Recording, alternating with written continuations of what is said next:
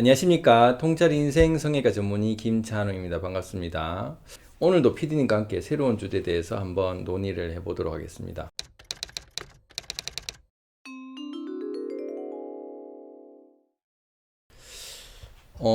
저는 사실 이런 뉴스에 나오는 사건들 보면 국민의 한 사람으로서 많이 안타깝고 슬프고 이런 여러 가지 마음이 들긴 합니다.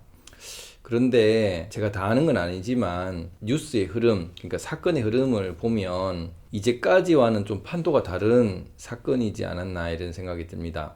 그럼 이제까지는 어떠냐 하면은 특정한 사람을 대상으로 상해를 입힌다든지 아니면 뭐 성폭행을 한다든지 살인을 한다든지 이런 사건으로 보통 많이 알려졌지 않았나.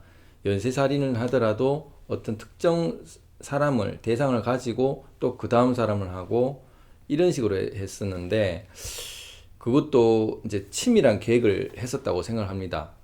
그러니까 들키지 않고 치밀하게 해서 은폐를 하고 남들이 모르게 이런 계획을 해서 어두운 밤에 또 남들이 다니지 않는 뭐 산이나 어쨌든 보이지 않는 쪽으로 은밀하게 이루어졌다, 계획적으로 이루어졌다라고 한다면 최근에 다뤄진 몇 가지 사건의 공통점은 불특정 다수라는 겁니다.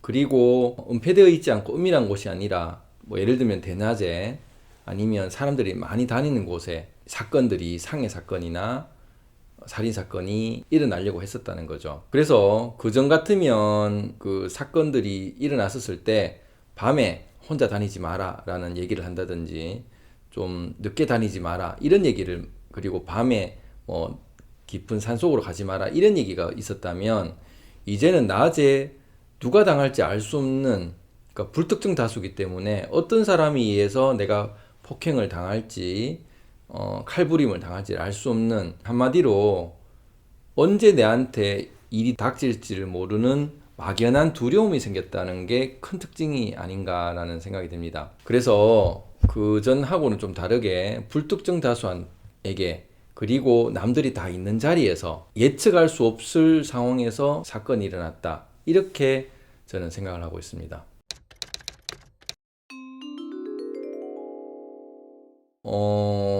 이 한 가지만을 가지고 우리가 알 수는 없지만 최근 일어난 몇 가지 사건을 가지고 왜 그러냐라는 특정 이유를 우리가 바로 대기는 힘들지만 이제까지 일어났던 전체적인 이제 사건들이 점점점 많아졌다는 거고, 그것이 특정 피해자가 있었던 게 이제 불특정 피해자로, 특정 피해자도 숫자가 많아졌고 이제 불특정 피해자도 숫자가 점점점 많아지고 있다는 것이죠. 지금 보시면 법이 계속 개정이 되고 경찰력은 훨씬 더 많이 동원이 되고 검찰도 더 강력한 형사 처벌을 하고 점점점 세워지고 있음에도 불구하고, 만약에 우리가 이런 법적인 규제가 잘 적용이 된다면 실제 과거보다 숫자가 점점점 줄어야 되는 게, 결국 법치주의에서 법치주의를 잘 하고 있다라고 생각하지 않으신가요? 근데 우리는 법치주의지만 법에 따라서 움직이게 되지만 사회는 과거보다 훨씬 더 혼란돼지고 과거보다 훨씬 예측하지 못하는 사람들의 행동에 점점 많아지지 않았다고 생각을 하시지 않으시는가요? 여러분들도 같이 동의를 하지 않을까 이런 생각이 듭니다. 결국 우리는 수많은 규칙과 수많은 법들을 점점 더 경찰 인력부터 해서 많은 공무원들부터 해서 수많은 이런 일들을 벌임에도 불구하고 우리는 이런 얘기를 하죠. 다시는 이런 일이 일어나지 않도록 이번에 본때를 보여주겠다, 이런 얘기가 뭐 공무원 입에서 나오고 있습니다. 그리고 이번에 이 법을 만들므로써 경종을 울리겠다, 늘 이런 말을 듣죠. 그러면 여러 번 이런 경종을 울리겠다는 법들을 여러 번 했으면 사실 줄어들어야 되지 않나요? 그런데 줄어들기는커녕 이제는 오프라인 공간이 아니라 온라인 공간에서, 가상의 공간에서도 범죄가 일어나고 예상치 못한 범죄들이 점점점 늘어나고만 있지 실제 이 범죄가 줄어들었다고는 생각지는 않습니다. 그럼 왜 범죄가 점점점 예상치 못하게 됐을까를 생각해 보자는 것이죠. 그러니까 이 한 가지, 이 몇 가지 사건만을 보는 게 아니라 특정 다수가 아닌 불특정 다수까지 일어났을까라는 것이죠. 그거는 지금 우리의 프레임 자체가 잘못되어 있다는 것입니다. 우리의 프레임은 뭐냐면 자본주의죠. 자본주의면서 우리나라는 법치주의입니다. 그러니까 전 세계는 자본주의를 모방을 하고 따라가고 있고 우리나라는 그 중에서 법치주의를 국가로서 법을 잘 따르도록 국민들을 독려를 많이 하고 있습니다. 그런데 이게 그럼 무슨 문제일까? 저는 생각해 보면 자본주의의 폐단이 아닌가라는 생각입니다. 자본주의 폐단.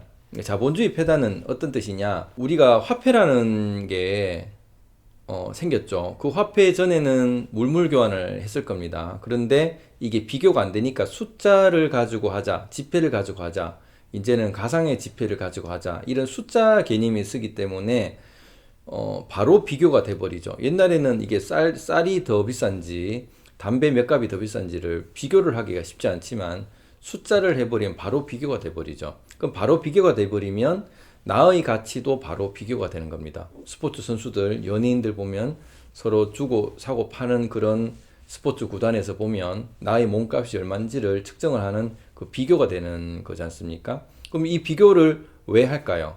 비교를 하는 이유는 기업에서 그리고 이런 자본주의 프레임에서 돈을 더 벌려고 그리고 그 경쟁 구도에서 더 올라가려고 내가 더 위에 올라가려고 하는 거죠. 그런데 우리가 가만히 생각해 보면 예를 들면 공부를 하는 반이라든지 아니면 어떤 기업에서의 서로 경쟁 구도라든지 똑같은 얘기인데 이런 부분에서 서로 내가 이기려고 A 기업이 더 이기려고 한다. B 기업이 더 이기려고 한다. 그럼 A 학생이 더 이기려고 한다. B 학생이 더 이기려고 한다. 이런 게 서로 경쟁 구도가 있다는 거죠. 왜 경쟁 구도가 있느냐?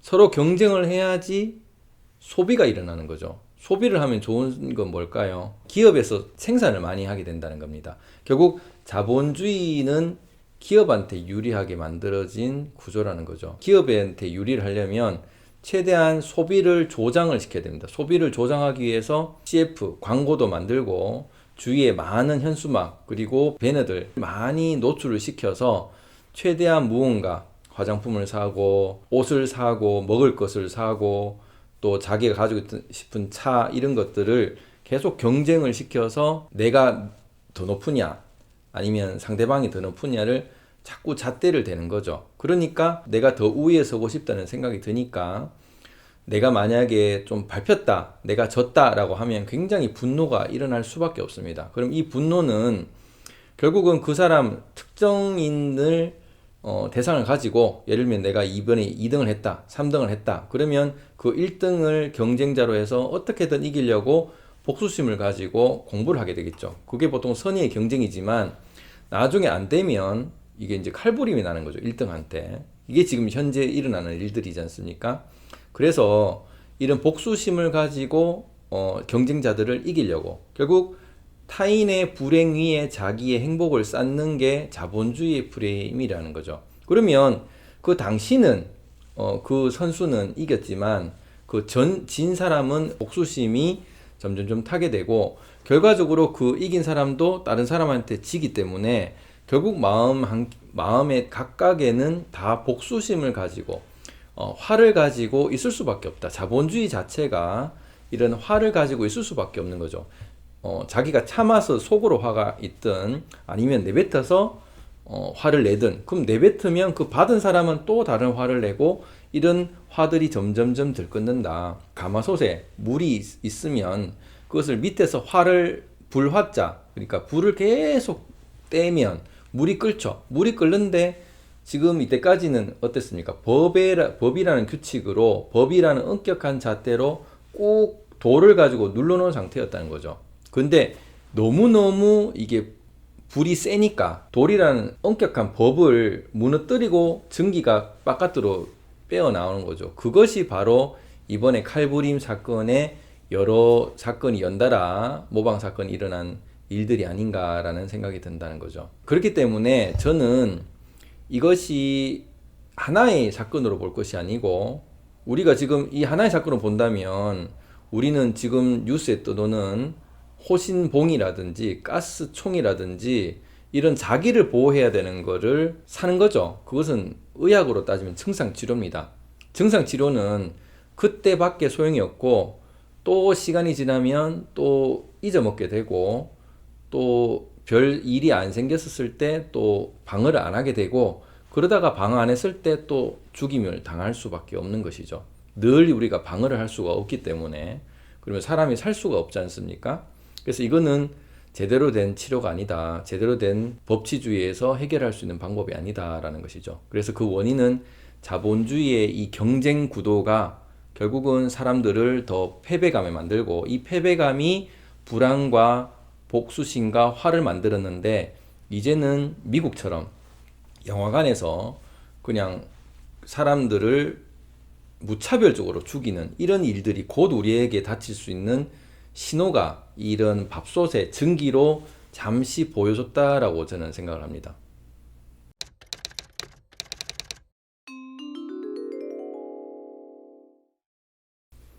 그러니까 우리가 이거는 단면적으로 볼 게 아니라 길게 이런 오랫동안의 자본주의 폐단, 서로 비교하는 것, 서로 경쟁해서 이기려고 했는 것, 타인의 불행을 보고 오히려 좋아하는 것, 이런 습관 모든 것이 지금 이루어졌기 때문에 이것이 금방 없어지지는 않습니다. 그렇지만 이거를 우리가 깨달아야지 실행을 할 수가 있다는 거죠. 그래서 저는 마치 이런 것하고 비슷하다고 생각을 합니다. 자본주의라는 프레임은 축구장이라고 생각했었을 때 이 축구장에서 우리가 서로 치고받고 싸우는 서로 이기려고 하는 이게 뭔가요? 축구 선수들이죠. 축구 선수를 가지고 서로 우리가 이기려고 우리가 했었다면 그걸 보는 관중들이 모일 겁니다. 그리고 그 경쟁하는 것을 보려고 하는 사람들이 있고 또 경쟁하는 그 주체자가 돼가지고 서로 싸우고 있는 사람들이 있겠죠. 그러면 가장 유리하고 가장 수익을 많이 낼 수 있는 사람은 누굴까요? 바로 관중도 아니고 바로 축구 선수도 아니고 그 프레임을 짠 구단주입니다. 그리고 프레임을 짠 축구 협회 정도가 될 수가 있겠죠. 그렇기 때문에 이 설계를 했는 사람이 모든 것을 가져가도록 되어 있는 거고 그 중에 조금 인센티브를 줘서 축구 선수 우리가 왔다 갔다 움직일 때 이적료로 조금씩 인센티브를 조금씩 주는 거지 실제 모든 수익의 구조는 구단주한테 가도록 되어 있다. 결국 구단주에게 복수심을 내야 될 것을 우리는 서로 상대방 선수들 서로 싸우는 선수들한테 니 탓 내 탓을 해왔다는 것이고 과거에는 어떻냐면 사건들이 있으면 A팀과 B팀이 싸웠다면 B팀이 졌다. 그러면 A팀의 특정 선수를 가지고 복수심을 가지고 얘를 어떻게든 이겨야 되겠다. 이 생각을 했었다면 이제는 불특정 다수 A팀 뿐만이 아니라 관중을 데리고도 관중의 탓을 한다든지 이 A팀의 감독을 탓을 한다든지 예상치 못한 아니면 축구장 밖에 있는 사람 탓을 한다든지 하면서 무차별 난사가 일어난다는 게 지금 조그만 일어난 증기, 우리 밥솥의 증기로 예측할 수 있지 않느냐. 그러면 결국 구단주가 짰기 때문에 구단주에게 우리가 첫 번째는 화풀이를 해야 되겠죠. 만약에 구단주가 짰다면, 자본주의에 짰다면 그 구단주한테 화풀이를 어떻게 해야 될까요? 결국 축구를 안 하면 되는 겁니다. 축구 선수들이. 그럼 가장 배 아파할 사람이 어떨까요? 구단주죠. 축구를 해야, 공을 차야, 그리고 관중이 모이고, 그리고 유니폼도 팔고, 또 축구 선수 사진 찍은 것들을 팔고, 이런 게 되는데, 축구 공을 움직이지 않으면 선수들이 가장 배 아파하는 사람들이 구단주고 축구협회가 되는 것이죠. 우리는 그렇게 돼야 된다. 결국 소비를 안 해야 된다는 거죠. 우리가 기업에서 생산한 걸 소비를 안 하는 순간 기업은 멈출 수밖에 없고 거기에서 자본주의의 몰락이 일어난다는 겁니다. 그러면서 우리는 자연히 다시 기업의 생산에 의해서 소비에 의해서 쓰레기에 의한 이런 지구의 온난화 현상, 지구의 쓰레기 더미로 되는 것이 결과적으로는 선순환이 될 수 있다. 그래서 우리는 소비를 하지 않아야 된다. 정말 필요한 것만 이제까지 있던 것도 다 당근마켓에 팔고 우리 필요한 것만 해야 된다. 그것이 그 구단주에게 배 아픔을 복수를 할 수 있는 가장 좋은 방법이다라는 것입니다. 그래서 우리는 사지를 않고 팔지를 않고 경제를 멈춰야지 경제는 결국 자본주의가 더 가도록 계속 우리가 CF 광고라든지 정부에서라든지 계속 얘기를 한 거지 경제가 돌아가지 않더라도 우리는 살 수 있다. 근데 그걸 더 잘 욕심을 부리지 않으면 되는데 욕심을 더 부리려고 하다가 더 문제가 생길 수 있기 때문에 이 자본주의의 폐단을 구단주에게 굉장히 큰 책임이 있다라는 게 첫 번째고요. 그렇지만 우리가 이 구단주를 생각을 바꾸기가 참 힘들죠. 그리고 이런 소비 습관을 금방 바꾸기가 쉽나요? 담배를 피던 사람이 담배를 끊고 술을 먹던 사람이 술을 끊는 게 쉽나요? 쉽지가 않습니다. 그리고 항상 남 탓을 하게 되면 또 다른 불만이 생기게 되겠죠. 그래서 가장 좋은 것은 뭐냐? 이런 내가 자본주의에 있든지 공산주의에 있든지 어떤 환경이든 나는 그 환경에 얽매이지 않는다라는 것이죠. 그래서 나부터 내가 스스로 변화해야 된다는 것입니다. 그러려면 내 마음의 스윙을 해가지고 이런 감각적 쾌락, 생각적 쾌락은 결국 자본주의에서 노예가 되는 가장 빨리 가는 지름길이기 때문에 내가 감각적 쾌락과 생각적 쾌락에 많이 끄달렸구나. 내가 노예 생활을 많이 했구나. 화장품만 보면, 옷만 보면, 차만 보면 사고 싶은 이 노예의 근성이 결국은 너무 자본주의의 이 의존에 대해서 생긴 거구나라는 걸 각성을 하셔야 되죠. 그러면 이런 각성에 의해서 소비가 덜 일어나고 좀 더 바른 생활을 하게 되고 그럼 술자리가 없어지고 그러면 사람들이 차분해지고 심리적으로 안정이 되면서 행복한 사회로 갈 수가 있고 그럼 이런 행복한 사회로 가면은 나도 좋으니까 우리 아이도 좋을 거기 때문에 출산율도 많아질 거고 그리고 자살률도 줄 거기 때문에 선순환이 될 수가 있는데 이런 전체적인 프레임을 생각을 하지 않고 오히려 그 당시 뭐 호신봉을 산다든지 가스총을 산다든지 이런 증상 치료를 하면 또 다른 더 큰 게 생겼을 때는 지금 장갑차가 들어와야 될 거고 이건 회피하고 덮는 상황밖에 안 되는 것이기 때문에 근원을 꿰뚫어서 보는 것이 아니다. 그럼 근원은 이런 비교 프레임에서 일어난 것이기 때문에 남들하고 절대 비교를 하지 않고 나는 내 있는 그대로 산다라는 생각을 지금부터 하셔야지 이런 칼부림이 점점 주는 상황이 저는 올 거다라고 봅니다. 그렇지만